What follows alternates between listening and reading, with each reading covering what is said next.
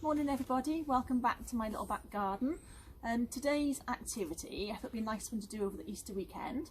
We are going to create a little water habitat. Now habitat is just another word for home, so basically we're going to create another home for different types of critters that we may find in our garden.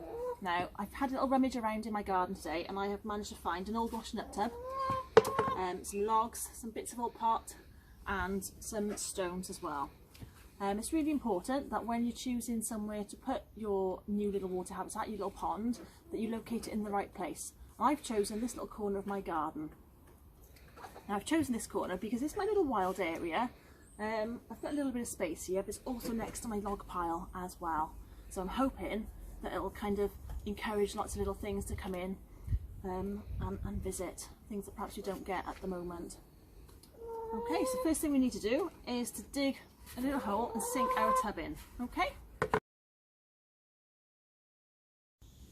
Okay, so when you've dug your hole, you're going to sink your tub into the ground like this, and then just pack the soil around.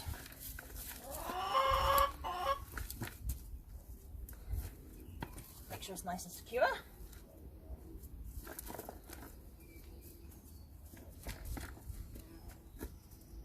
Okay.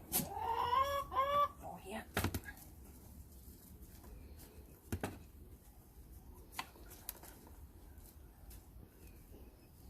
Okay, and then when your tub is in the ground, you're going to fill it up with some water.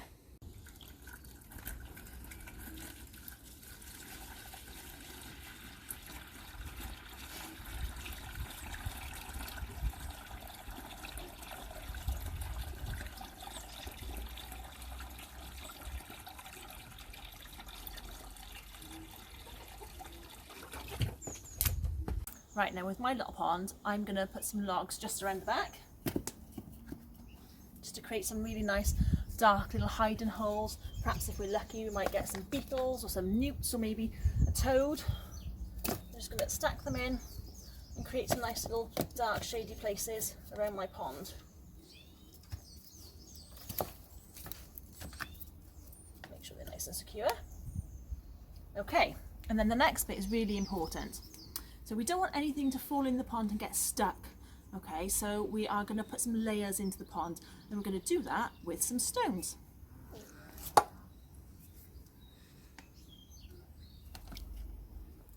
Create some nice little hiding places as well.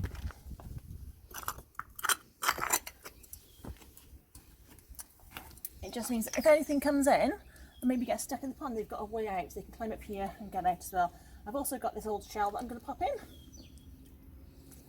And I've got some bits of broken terracotta pot to make sure the edges are not sharp. I'm going to stack that in there. And I found an old pebble as well, so I'm just going to pop that in.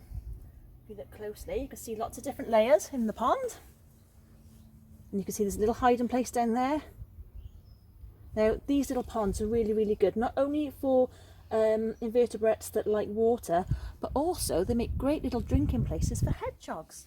So you never know what might come and visit your little pond. Keep a lookout, especially in the evenings.